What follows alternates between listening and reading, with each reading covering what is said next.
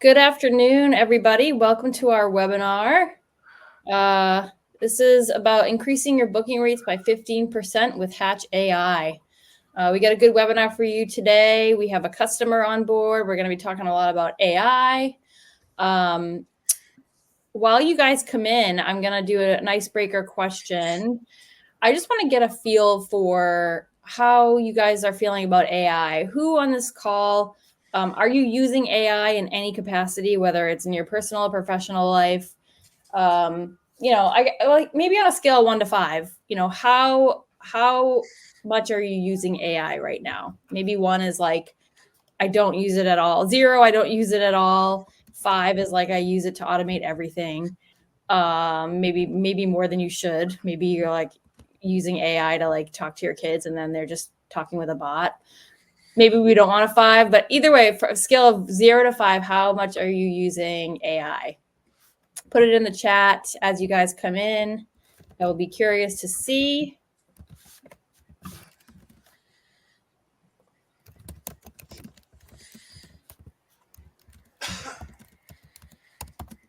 Tracy, she's a 3 out of 4. Love it. She says she uses it a lot. Love to hear that, Tracy. Chris, you're up to a 3.75. Great for job recs, quick exec summary. Totally. Jacqueline, she's a 4. I use it often for marketing verbiage. Same here. Rob is a 2 to 3. Love it. Yeah, I use it a lot too. I would say I'm probably a 3.75 as well, Chris. Getting up to a 4. I'm just collaborating with it all day long. Like ChatGPT, it's great stuff. So Macarena, she's a 3. She uses it for marketing verbiage. Love it. So some good sentiment out here for AI. I'll give us another minute. If you're just joining, we are just doing an icebreaker on how much do you use AI on a daily basis, whether that's for work or personal life. Throw it in the chat, scale of 0 to 5. We'd love to just get a sense. Michael is using it to respond to Google reviews. That's great. A lot of times it is such a great tool for being like, I'm not sure what to say in this circumstance, and it'll gives you the right words. I use it when I'm like, I'm trying to think of that word. I don't really want to say this, but I want to say that instead. It's great. All right, well, I'm going to get us started. So this webinar is increasing booking rates by 15% with Hatch AI. And we are here with one of our customers, Point Loma Electric and Plumbing. I am going to give you guys a quick agenda, and then we'll introduce our speakers and we'll get into it. So the agenda is, I'm going to get us started. We're going to kind of just kick it off on who Point Loma Electric and Plumbing is.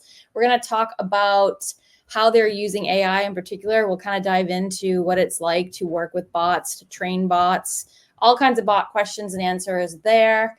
Then we're going to go into some of the more key integrations and features of, Service Titan, Google LSA, Yelp, these kinds of integrations that are really key, how they're using it, some best practices and pointers there. We'll get a little bit into a look ahead into the Hatch and Hatch AI roadmap, and then we will open it up to Q&A. And keep in mind, too, you can ask questions throughout the webinar. Some of them we'll answer as we see them if they're particularly relevant to what we're talking about, and the rest of them we will address later on. My name is Kristen. I'm the head of marketing here at Hatch. I am moderating this webinar, and I'm going to introduce you to our speakers. So our first speaker, this is Chris Bache. He's our CEO and co-founder. Chris, do you want to tell us a little bit about yourself or about Hatch? Yeah, sure. So my name's Chris. I'm co-founder and CEO at Hatch. Hatch is an AI CSR platform to help with like level 1 CSR work, get to leads faster, doing speed to lead and sales follow-up. And I'm excited to be here, especially to hang out with Chelsea and Point Loma. They are like some of my favorite customers. Awesome. And Chelsea, why don't you introduce yourself? Hi, I'm Chelsea. I'm the call center supervisor for Point Loma Electric and Plumbing. I manage most of our Hatch setup, integration, work with the team, and then roll it out and train and hold check-ins and keep my team updated and moving on Hatch. Great. Awesome. I'm going to take it off of the slides now and just do our faces. You guys can see, you guys don't see slides anymore, correct? Yep. Everything Okay, looks good. great. Great. Okay, well, I'm going to dive in. Like I said, we're going to talk about AI, but first I kind of just want to give you guys a lay of the land about Point Loma. So Chelsea, do you want to, you kind of just touched on it a little bit, but can you just fill us in a little bit on like what, for starters, what is your team structure? Yeah, so I'm the supervisor for our team. I'm a call taker myself as well. And then I have 3 other call takers on my team. So we have a total of 4. Our CSR team, we do inbound calls, outbounding calls. We also are our inside sales team at this point too. We don't have a specific inside sales rep, so we also do all of our estimate follow-ups. We handle pretty much all of our customer communication in and out for scheduling. Um, also reviews, promotions that go out. So we're pretty hands-on for everything with our customers. Yeah, that's great. And then as far as the campaigns, you touched on it a little bit, but some of your use cases for Hatch, it sounds like you're using that across the customer journey. Am I correct with that? Yes, correct. Yes. So we start everything from our leads that come in, our speed to leads in Hatch. We go through our lead follow up. From there, we also have nurture campaigns, try and get retention services booked from existing customers.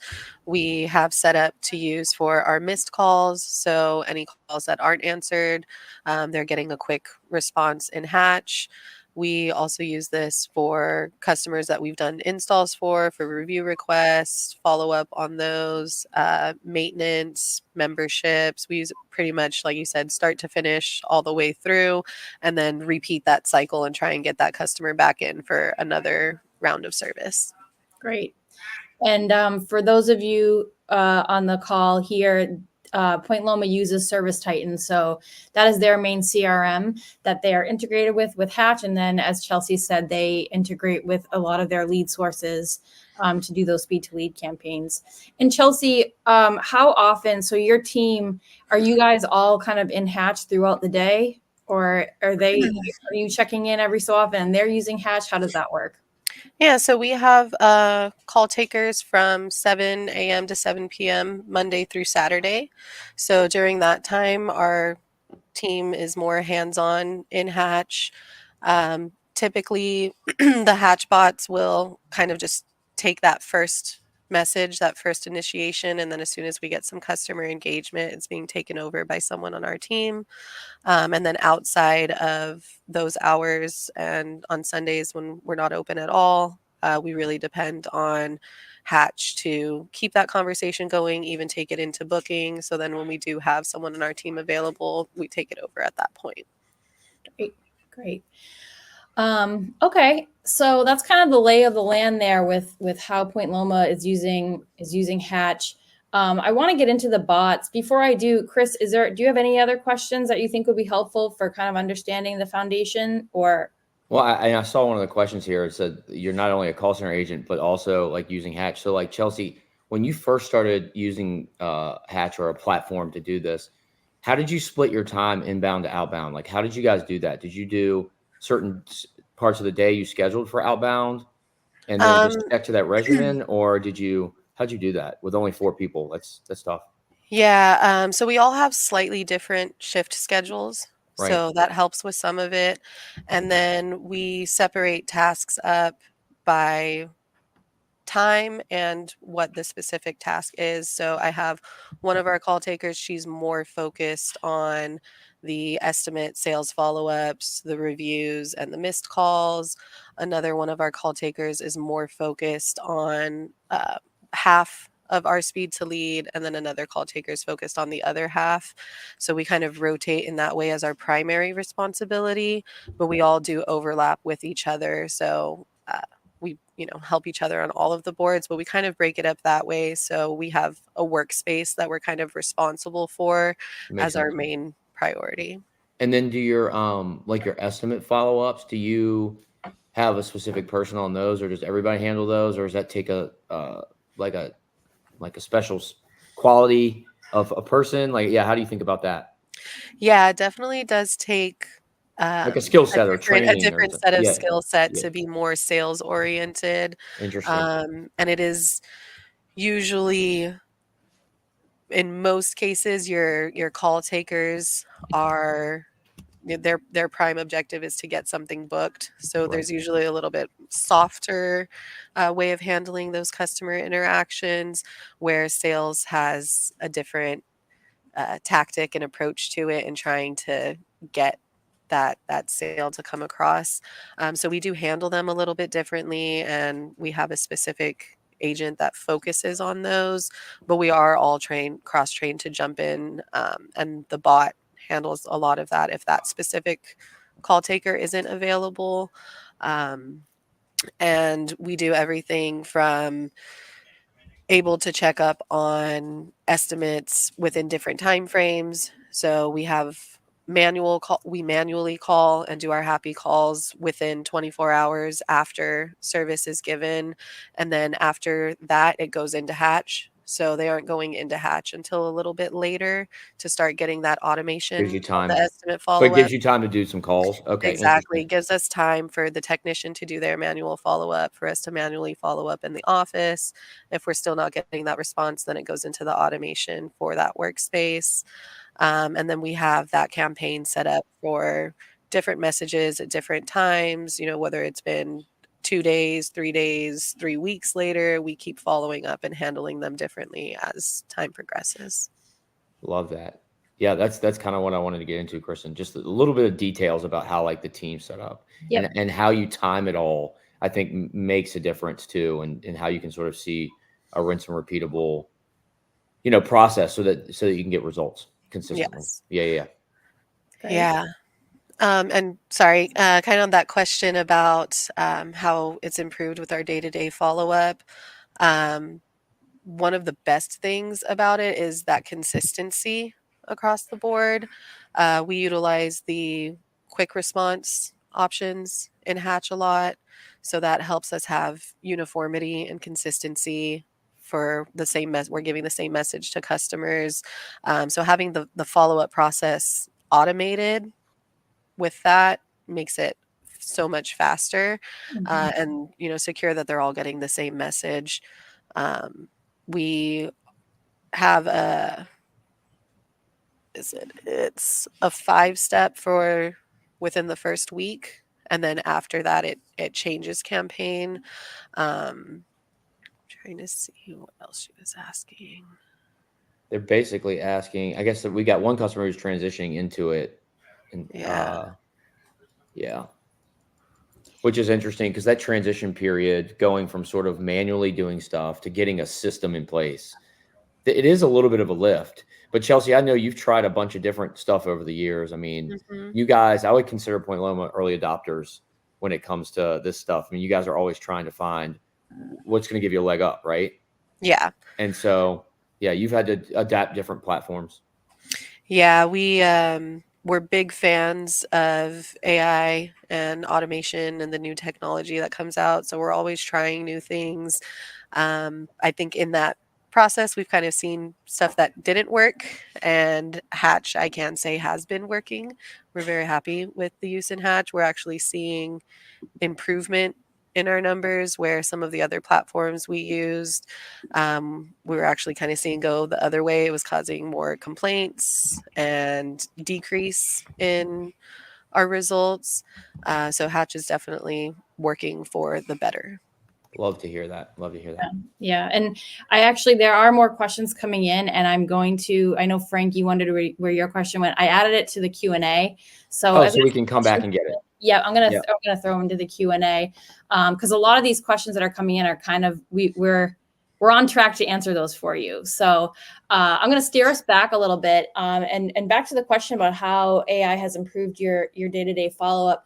Chelsea, you talked to me about how you're using Hatch AI as, you have campaigns, automated campaigns go out, and now instead of it when a customer responds to this Mhm. the automated message, instead of having a rep have to be there waiting, and making sure they don't leave their desk and miss a response, you guys have the bots as the first responders. So I think that's another thing to touch on. That was the first thing I wanted to talk about, was That's interesting. how you're using the bots, especially for after hours, and maintaining that, retaining that lead, like you said, you're not losing them. So if you wanted to talk at all about that, I think that's another good answer to Macarena. I hope I'm pronouncing your name right, Macarena's question.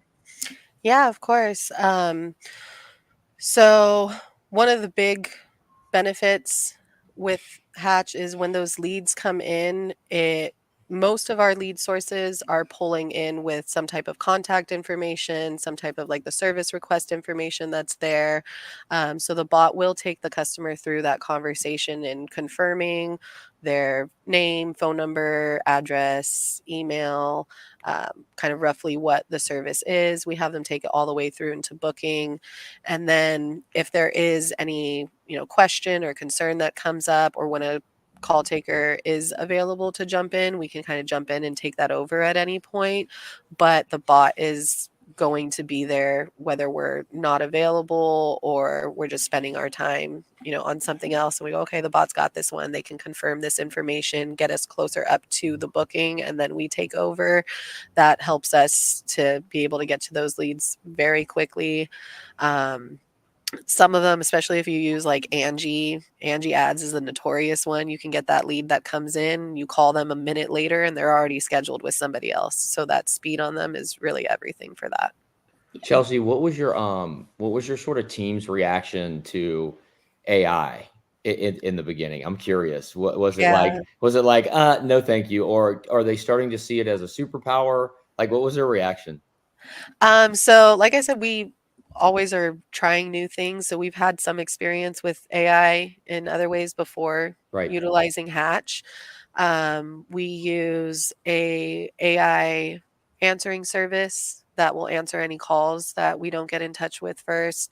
So we kind of went through our uh, growing pains with So AI. I was going to say, how's she going to say this? Growing Yeah. pains. That was Yeah, we went nice. through our growing pains with AI through that Yeah. experience, and learning that, that bots and the AIs are learning with us as we're learning with them, and it's, a always changing process, and that you can update and adapt things as you need. Sometimes you don't know that something's going to be an issue until it comes up, and then you can get in and adjust it. Um, so we had, I think, a little more buy-in from our team with using the Hatch AI from those previous experiences. Even with Hatch, uh, some of our lead sources, we get very protective over our leads. Of course. It's, money going in, money coming out. They're everything for keeping the company going. So there is some reluctancy to let go of leads a little bit and let AI take that. I was telling Kristen that's something we've sort of established trust with Hatch and our bots at this point, where we started using this in August. So probably after a good 30 days of it, we established like, okay, we can trust the bots. We can let go a little bit. They are going to handle this for us correctly, get through a lot of those redundant, frequently asked questions, get us up to the point where it's really going to be essential for us to jump in and save our time. So our team is loving it. They really like that any work that goes into trying to secure a lead and securing that booking doesn't get lost when we aren't available. That's something we were seeing a lot of, where sometimes it takes a week to get in touch with a Abandoned. Yeah. customer, Yeah. and then they're messaging back and we weren't available at that exact moment to respond to their text or their call that we've been trying to get for a week, and you lose it and it takes another week to get in touch with them. So the bots will jump in and grab that for us and keep the conversation going. That's so cool. And then when you're like tweaking it, is that your job, or do the other CSRs jump in? But like if you have to adjust a prompt or something, do you do that normally? Do Yeah, you so lead that part? Okay. my other CSRs just get in on the workspaces and communicating with the customers, taking over for the bots. I work on the back end of it more Okay. in the integration, getting things set up for use. And then something that's also a huge benefit with Hatch that we didn't have as much as with some of the other um, companies we worked with is you guys, your team is really great. I meet with our Hatch rep probably once a week and I'm emailing him constantly. He probably gets sick of me. But you guys are really engaging with us and helpful and responsive. If there's something that I can't figure out how to do or I can't figure out how to tweak, and then you'll do a really great job at teaching me so then I can jump in and do it myself. Or if it's something that I'm like, I don't have the bandwidth or the time to get around to, you guys are really great at helping us get our bots set up correctly, getting our campaigns set up correctly, all of the integration and changes we need. Oh, warms my heart. Yeah, I know you know what I'm talking about, Chelsea. Warms my heart. Oh, that's great to hear. Yeah, and Chelsea, can you talk? Can you talk for people that are unfamiliar? They don't know what it means to use AI. You can use AI for a bunch of different things. So, what was it like? For the audience's sake, the way Hatch AI work is you basically have like an AI CSR, and you give them a personality, you give them a tone, you give them a name, and then you tell them basically what questions you want them to ask. You tell them what information to collect from the customer. And then as you also give it a business profile so that if people ask questions that are outside the script, then the bot can refer to the business profile. But of course, it takes some tweaking and some working. So what was it like, coming up with the interactions and learning how to prompt? Like, what was your experience there? Was it exciting? Were you like, oh, here I am training an AI bot? Or was it frustrating? Like, tell us about it. For me personally, it was really exciting. I have kind of a goal for my department. By the end of the year, I want as much that we're manually doing to be automated as possible. Yep. So I was very excited and on board to, let's get this stuff automated. Let's get it going. Yep. We started with like 2 or 3 of our speed to leads, and then we started adding more. Then from there, we added the estimates and the reviews and the missed calls. And now I have like 4 other workspaces I'm about to add in. So I'm building off of that. We didn't really have customers that were getting upset and frustrated with it. Some of the call takers on my team would get frustrated if they saw like, oh, the bot didn't answer this right. I could have answered it this way, and like I said, letting go and building that trust. But where we were able to go, hey, this isn't right, let's get it changed instantly. And then you can change it for customers that are already launched into the campaign. So those updates are instantaneous. And you guys, like I said, the Hatch team is great at being responsive of that. If I'm like, hey, we have an issue, I can't figure it out myself, we need to get this fixed right away. It's something very easy to toggle on and off. The campaigns and the workflows in Hatch. So if there's an issue that was coming up, we needed to really address and fix, just turn it off. We'll hop in a quick meeting with you guys, hash it out, come up with solutions, get it fixed. There's the test feature in Hatch, which is really cool. I actually, when we before we even launched Hatch out to our customers, I had my team play with the Hatch testing one so that they could get the experience of going through. Like the playground, the phone playground? Yeah, the phone playground. Cool. Yeah, so there's like a little phone app that comes up. You can send a message and practice with your bot. So I had all of our call takers go through and do that a few times, different scenarios. I told them intentionally, I'm like, be the difficult customer that you get. It's going to ask all the questions. I love that. Challenging. Oh, that's funny. We wanted to test the bot as much as we could and see what it could handle, what it couldn't handle, so that we could set up the proper bailouts for any kind of customer complaints or questions that needed to be pushed over to a team member. And I think we've got it, at a pretty good and secure spot now. You make a great point though, too, with, it's hard to let go, even if a bot is good, like you're saying, your team, like you're protective over your leads. And so maybe, but what I like is that you kind of sometimes have to let the bot answer incorrectly, because then you can go in and tell the bot, when a customer asks this, do this. And now one incorrect answer now leads to the bot being able to handle that conversation accurately for into the future. So, Yes. it's a little bit of a letting go, but then there's, reward that comes from it. Yeah, definitely. That's where too, like I said, we started our integration with only a couple of our speed to leads, getting those bots trained and tested. And then once we felt like pretty secure with them, we're okay, we can add more and add more into it. So we also didn't start right off the bat with 20 different workspaces and a bunch of different bots programmed to do things that we were trying to correct and manage at Yep. the same All at time. once. So Interesting. so building up to that, I think, was also really good for us and key. Yep. And for those of you on the call, the playground that we were talking about is when you're setting up your Hatch bot, you have a phone right on the left hand side of the panel where you can test and actually talk to your bot. So it's funny. It's kind of like you bring on a new employee and then you're like meeting with them and getting to know them, and that's what you do. So like you set up your interactions. You're like, I want you to ask this, this, this, and this. And then you're like, all right, you're basically role playing with your bot, and and then when you make a change, you can reset that conversation. So I think that gives people peace of mind too, because it's the same thing if you're doing like a social media, like marketing. When I'm about to post something, I want to see what that looks like before I release it out into the wild. It's basically a preview.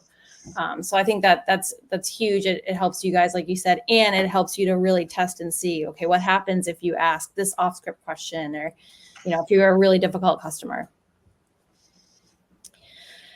Great. All right. So let's just talk a little bit more about, I want to talk a little bit more about like the integrations. I know there were a few questions in here about like the lead sources. And I know that one of the ones that you guys were really excited about was the Google LSA integration.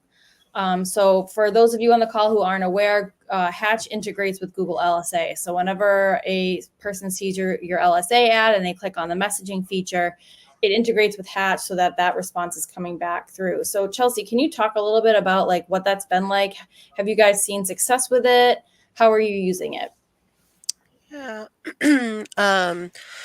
So we haven't had Google LSA active as long as our other lead sources. So we've actually, it hasn't been turned on very long at all for us with Yeah. Google LSA. We only have 2 customers that pulled into the campaign for that so far. Okay. So I don't really have any kind of Sure.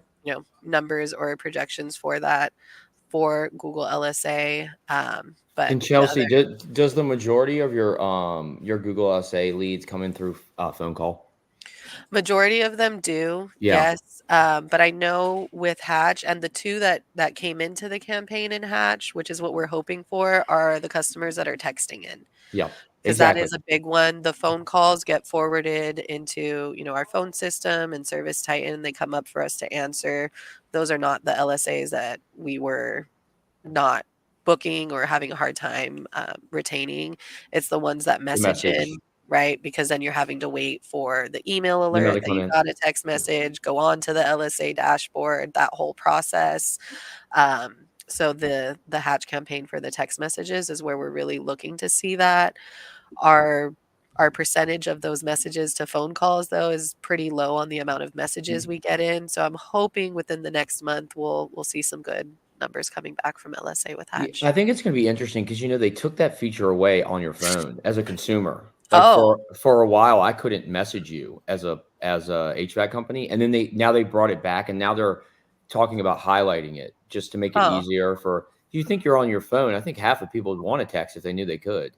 You know what yeah, I mean? And so Google's experimenting with how to make that more prominent. yeah. That's the other thing. That's something too that I personally am a firm believer in responding to the customer in the way they're reaching out They to want to you. do it. Yep. Meet them where they're at. If they want to email you, email them. If they want a phone call, give them a phone call. If they want the text message, give them the text message. So it is great that Hatch sends text messages, it sends emails, and then it will forward calls into our call Your system if they prefer a phone call as well. So we can kind of hit all three of those bases. That's great. And just a sneak peek, we are coming out with voice calls as part of campaign. So in the next week or two, you can actually set up to make a phone call out of your campaign. So if you wanted Oh, to have nice. that as part of Like your the ringless voicemails. you can do ringless voicemails, or you can do like a call queue trigger that just says, hey, you need to make a call, and it gives you like 15 minutes to make the call, and then it moves on to the next one. Just a way to add calling into it. Because sometimes even with those leads, if they come in via text, some people still want to call them at some Yep. point. At some point, you know what I mean? So Yep, for sure. And then you mentioned this earlier, Chelsea, about the abandoned calls. This is kind of a newer feature for Service Titan and Hatch, but tell us about how you're using that feature in Hatch. It's probably my favorite workspace in Hatch that we have currently. And that's because our missed calls and abandoned calls was predominantly being done all manually for us. Everything from pulling a report to making those return phone calls, sending a text message to check in, all manually. And for our company, our call center, we don't have any kind of IVR or uh, way to direct calls to different departments. So everything comes in through our call center. So we get everything from the vendor marketing sales calls to the calls for dispatch, calls for technicians, calls for booking service. We do the estimate, everything comes through. So we do have a higher percentage of missed calls than I would like that we're able to get back to quickly. It takes time to listen fully to what that missed call was, check up on the customer, reach out, kind of see what they need. When Hatch was able to start pulling our calls directly in from Service Titan, we set up that campaign for the missed calls. And so far, we've already been getting some bookings out of it. We have currently 51 that are active in the campaign and engaging and responding with us. It's great. It's as soon as the call ends, it sends the notice into Hatch that the call was end. I have it set up for our calls that are less than 60 seconds that were not answered by a call taker. And then those are the ones that we're sending a message out to. Hey, we just missed a call from you. How can we help? What are you looking for? and does that, Chelsea, does that go into like an abandoned call cadence? And that first message is immediate, and then do you have a couple after that, or how'd you set it up?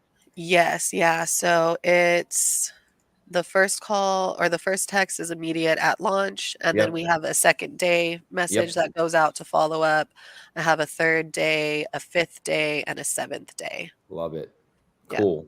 And Yeah. you're starting to see some pretty immediate results from that.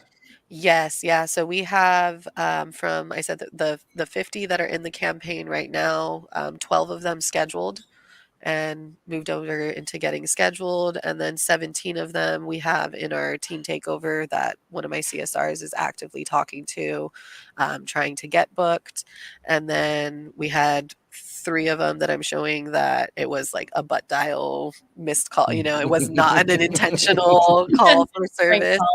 Right, which that helps because a lot of them are that. A lot of them And then you're are wasting human time going, exactly. interesting. Yeah, we do have a lot where, especially our customer base is, we're older home specialists. So with that, we have a lot of older customers, and technology is not always the highest skill set. And so we do have a lot of where we just got off the phone with a customer and then they accidentally called us back, don't know that they called us back, and then maybe that happens a few times. So we're still getting that response back to them and the good customer service, checking in, hey, we got a missed call from you. But it's great for them to be like, oh, sorry, that was an accident, or wrong number, my bad. It saves us so much time not having to do those manually. It's a great story.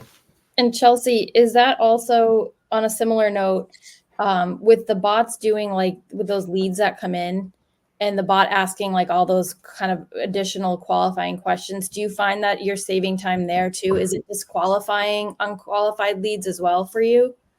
Not Yes and no. Yeah. We don't really have our bots set up to disqualify too much. We would rather we have it set up for a bailout. Yep. So if there's a service we don't offer, a service area we don't offer, anything that comes up where the bot's kind of like, I don't know if this is something that I can take you through to a booking for, it'll bail it out and send it over for someone on my team to take over, because we still would rather handle that with the human touch to it. If Yep. it's calling that customer to let them know it's not a service we offer, give them a referral. If it's out of our service area, we want to have that human conversation with them, and then be able to give them referrals, kind of help point them in the right direction, because you never know, maybe they have a home that's 3 hours out of our service area, but they also have a rental that is right up the street. And Right. so we don't want the bot to just outright be like, oh, we don't offer this service, Yep. sorry, or you're out of our area. So we bail those out for a takeover. Yeah.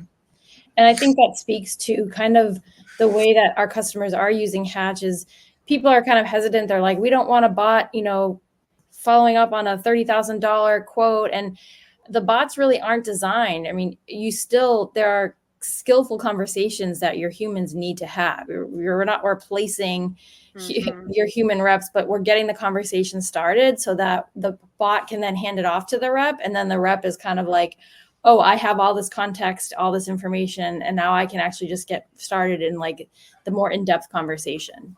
Yeah, and definitely the amount of time it saves across the board, from everything from leads to missed calls and estimates. We've seen not only just the booking percentage increasing, but also our overall quantity increasing, because we're just having more time Mm, to To do the do right thing. more and exactly make Yeah. more, I call them money moves. And so we focus more on our money moves and are able to do those things than having to go through a list of 400 missed calls that we're manually reaching out to. We can get alerted right away. Hey, this customer is engaged with you. They're wanting to schedule, they're wanting to approve an estimate. And then those are the customers we're really able to hone in and focus on. yep. Yep. That's awesome. Oh, I thought of a question. Well, one more question for you, and then I want to actually jump into Q&A because we have a few questions there.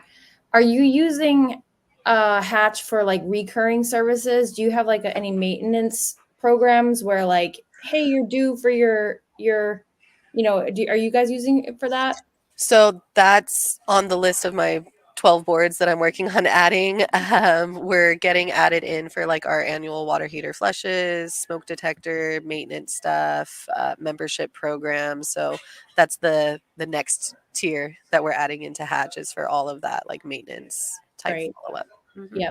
And do you foresee, I know you said that like typically, for those of you on the call, Service Titan Hatch integrates with the Service Titan calendar, so it can actually go all the way through and book an appointment on the schedule. But I know you said that typically when you guys are in the office, you still like to take it. You like to just get the details and then you'll still manually do the calendar booking. Do you think you'll still do that for your maintenance campaigns, or do you think you'll rely a little bit more on the bot to schedule those? I think we'd probably still do it the same way, just because it keeps our team engaged and motivated to keep booking and doing their job as well as they can. Yeah, We also use Hatch set up with, I'm not sure on your guys' end the technical terms for it, so I apologize if I it's say okay. it wrong.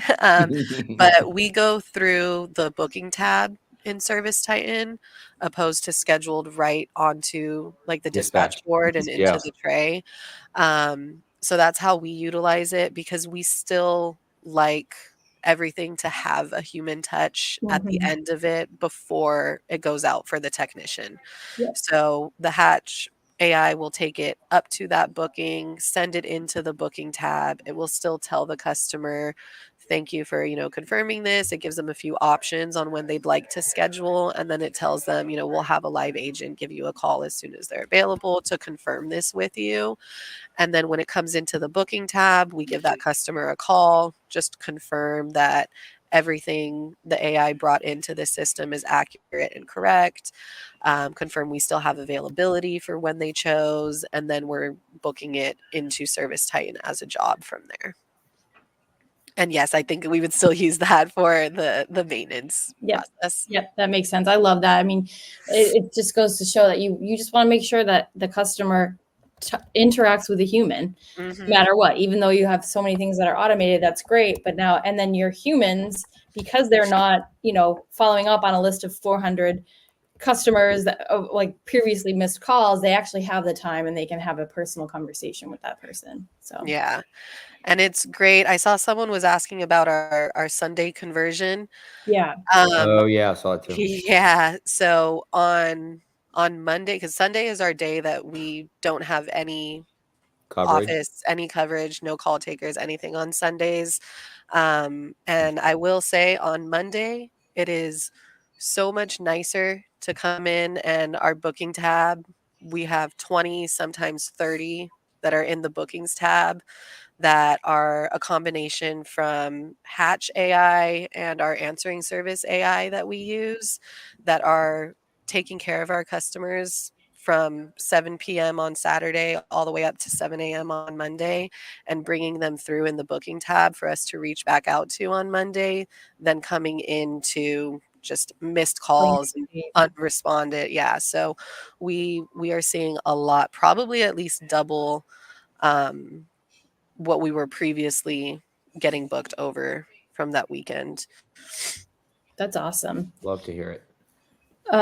So that was Frank's question. Alex wants to know, what is your target for speed to lead? I'm not sure what, Alex, if you want to clarify, I don't know if that's kind of like is what integrations they're using. I don't know if any of you guys want to take a stab at answering that, or if we should just wait for Alex to clarify. Yeah, I don't know if that's for me or Chelsea, but is the target for speed to lead? Yeah, Alex, if you can clarify that for us, probably be easier. Because I could speculate, it could be the lead sources she's using, but it could also be like how many touches, or how often. Could be, or like a target conversion rate or something. Exactly, so okay. Exactly. Rich wants to know about pricing on our services. We can reach out to you, Rich. We can have somebody reach out to you and cover pricing. Chris, I don't know if you want to cover anything on pricing for AI. Yeah, we have different fees based on the number of contacts in your system, how big your business is, and usage based. And so it's just a little bit different based on the size of your company. That's it. Mm-hmm. So somebody could do an analysis and give you a price. Great. Richard wants to know where I can find a list of apps or tools that Hatch AI can integrate with. For example, a CRM that already has existing workflows. You want to take this one, Chris? Yeah, I think you could go to our website and then find the integrations page, and on there you could search and look. I will say though, a lot of times I work with larger customers that have like their own built CRMs or their own custom version of Service Titan or Salesforce, and they allow you to do webhooks and APIs where no matter what tool you have, you can sort of plug into Hatch and use it in different ways. There's a little bit of technicalness around that, but we also have a bunch of folks here that can help you get set up.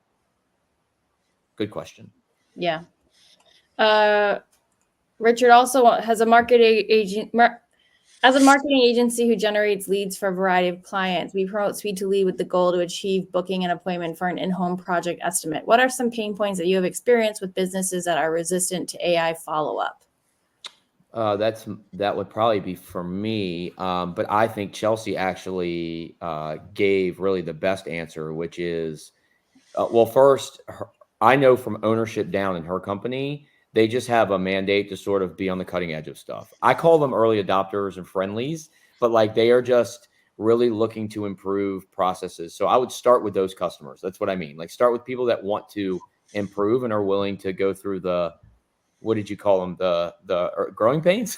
Yeah. the growing pains of getting it set up. But just like hiring any employee or starting a new process in your company, like there's growing pains in the beginning. And then after about 30 days, and you start to see your Sunday bookings double, or you start to see that you're spending less time doing the mundane tasks and more time closing deals, it sort of becomes a no-brainer. So I think that's the story, which is, if you're willing to get better and to put in the effort to do it, and you're willing to give it a little bit of time and to work with it, knowing what the outcome can be, I find most customers are pretty happy. I don't know, Chelsea, if you or Kristen, you have other thoughts on that, but No, I definitely agree. And I saw a few messages about other people using Hatch and not having as much success with it.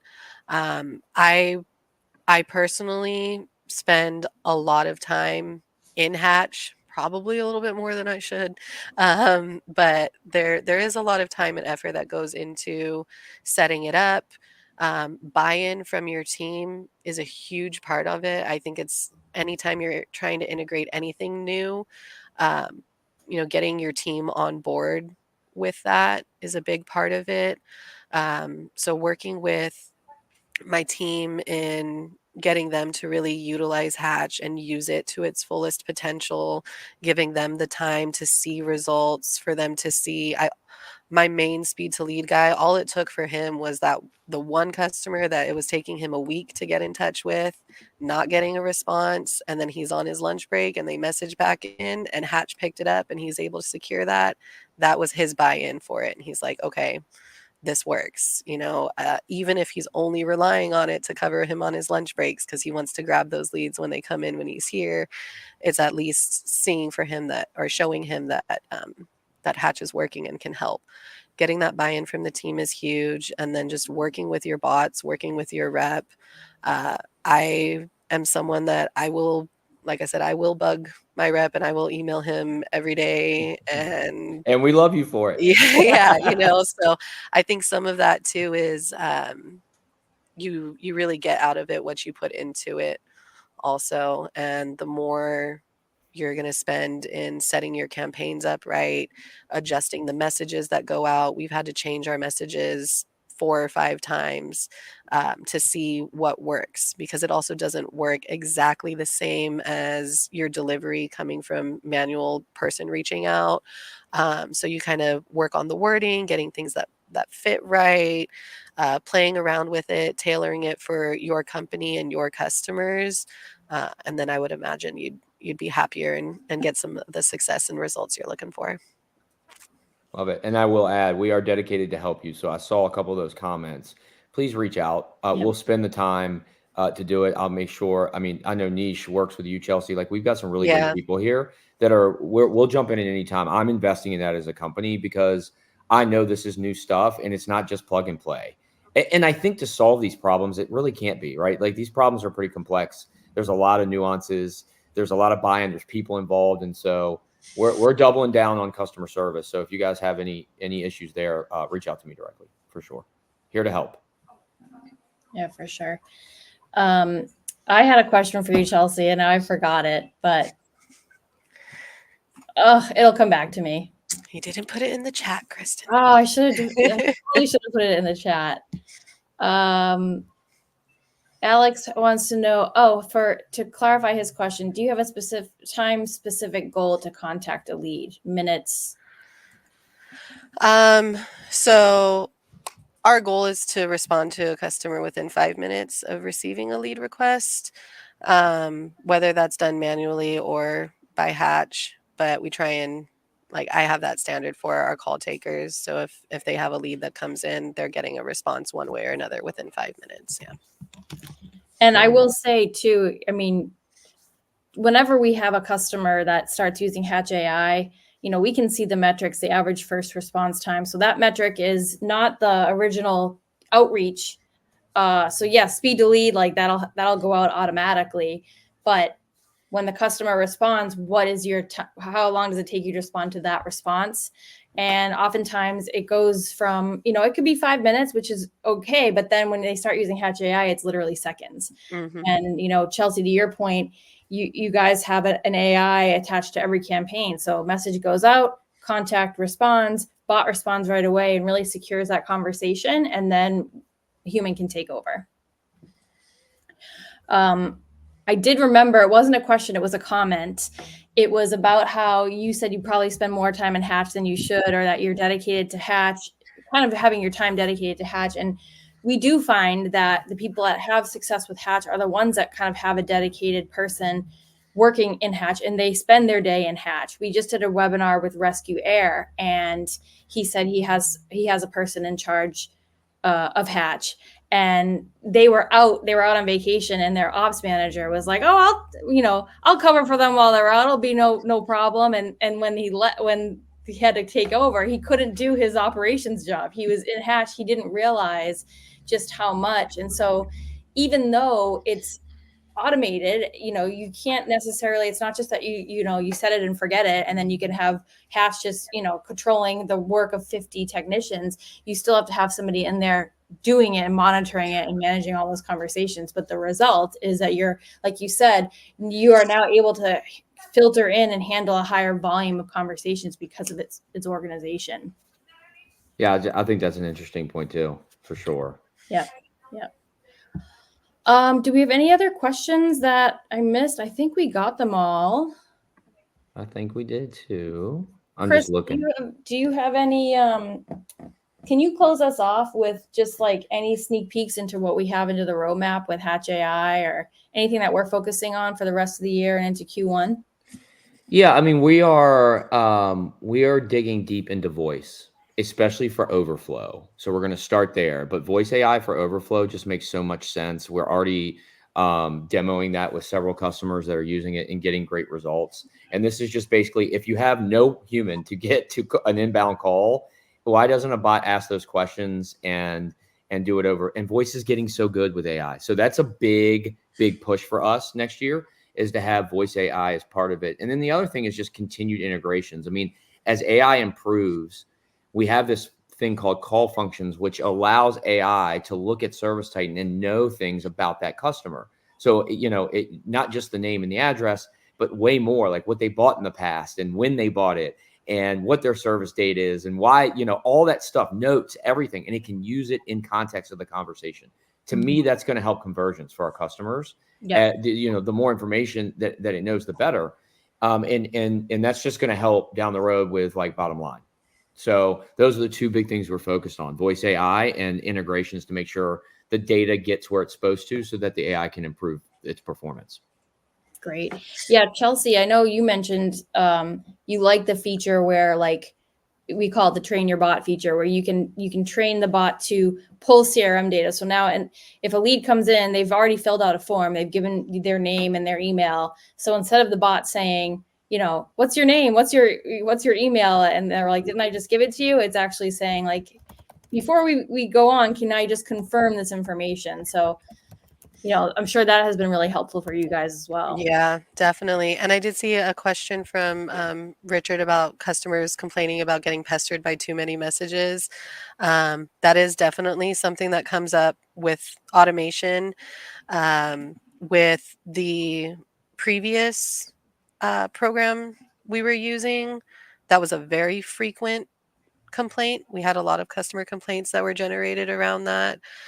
When we first started with Hatch, they would come up and we got in a meeting. That was something where I was like, how do we fix this and make it not happen anymore?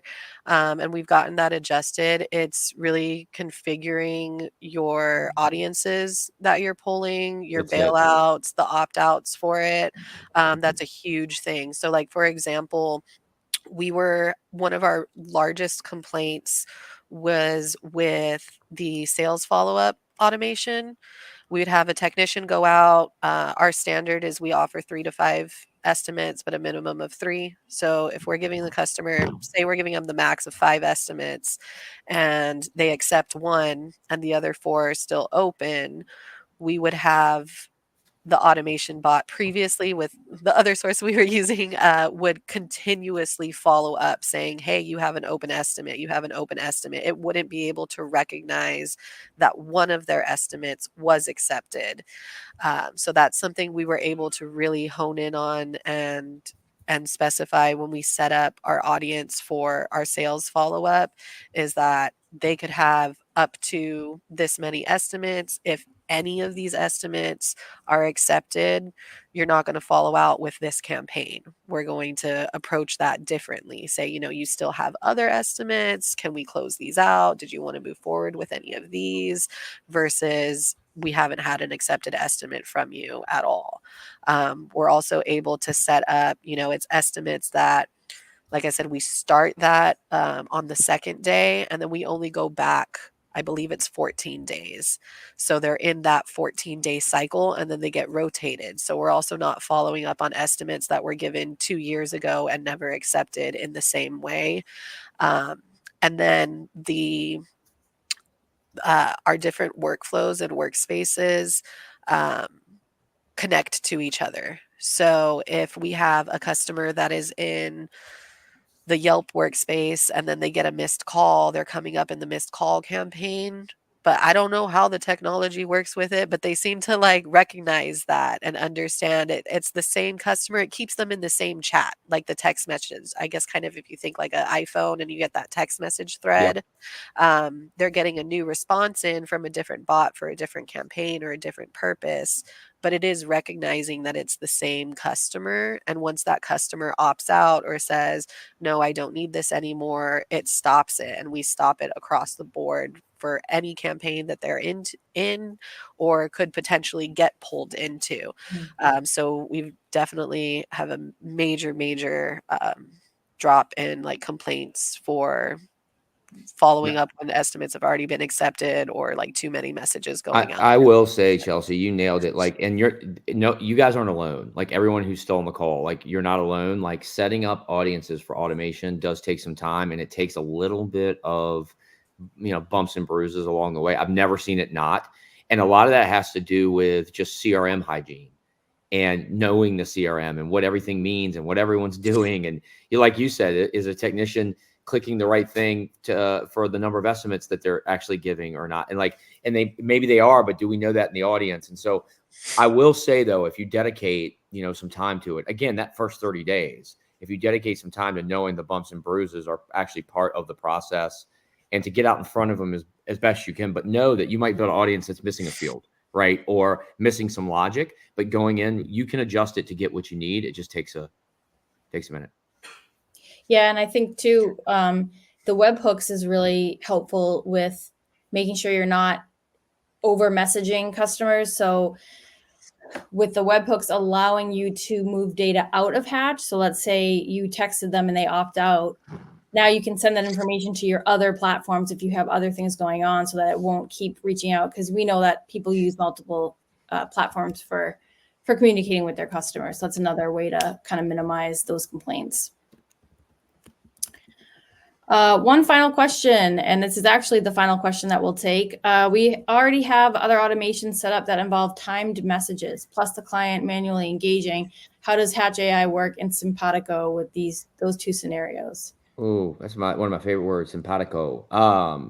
We right now rely on our campaigns to be the trigger for Hatch AI. In the next 2 months, we will have webhooks that do not require a Hatch campaign for Hatch AI. If that makes sense. So we created that for customers that may already have a setup where they can still use the AI to do things and want to use our workspaces to organize all those things. So the technology knows the threads and all the different things that Chelsea mentioned. So today we actually can't, from what I understand your question to be, but we are going to introduce Hatch AI beginning to work without Hatch campaigns in the next 2 months. Hope that answers it. Awesome. Cool. Well, thank you both for your time today. We actually are excited. We're going to have Chelsea back next week. We're doing a Google LSA webinar. So those of you on the call, keep your eye out for an invite for a webinar next week. We have Sam Preston from Service Scalers. He is a Google LSA expert, and he's going to be walking you through how to manage and optimize your Google LSAs. And Chelsea's going to be on there. She's going to kind of be representing the pro side of things and asking questions on the audience's behalf. And also, you guys will be able to ask your own questions. So stay tuned for that. And Chelsea, Chris, thank you both so much for your time today. Yeah, absolutely. It's not my time. Chelsea, thank you so much. And we really appreciate you in educating the market. It's really cool. Yeah. Yep. Thank you. All right. Thanks, See everybody. you guys. Bye. See you, Chelsea. See ya. If I can figure out how to get out of here. Okay.